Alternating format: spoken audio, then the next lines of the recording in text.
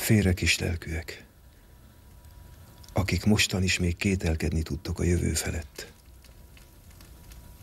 Kik nem hiszitek, hogy egy erős istenség őrzi gondosan a magyar nemzetet. Él az a magyarok istene. Hazánkat átölelve tartja atyai keze. Midőn minket annyi ellenséges század ostromolt vakdühhel, ő védelmeze. Az idők, a népek égtelen viharja elfújt volna minket, mint egy porszemet. De ő szent palástja szárnyát ránk takarta, s tombolt a vihar, de csak fejünk felett. Nézzetek bele a történet könyvébe, mindenütt meglátni vezérnyomdokát.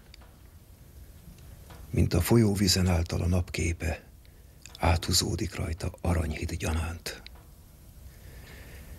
Így keresztül éltünk hosszú 1000 évet. 1000 évig azért tartott volna meg, hogy most, amidőn már elértük a révet, az utolsó habok eltemessenek? Ne gondoljuk ezt, ne káromoljuk őtet, mert káromlás róla ilyet tenni fel. Nemhogy egy Isten, még ember sem űzhet így gúnyos játékot gyermekeivel. A magyar nemzetnek volt nagy és sok vétke, s büntetéseit már átszenvedte ő.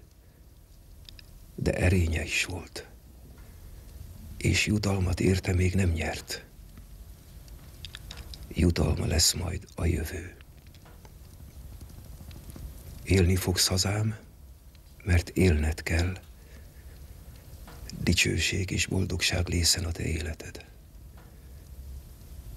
Véget ér már a hétköznapi vesződtség.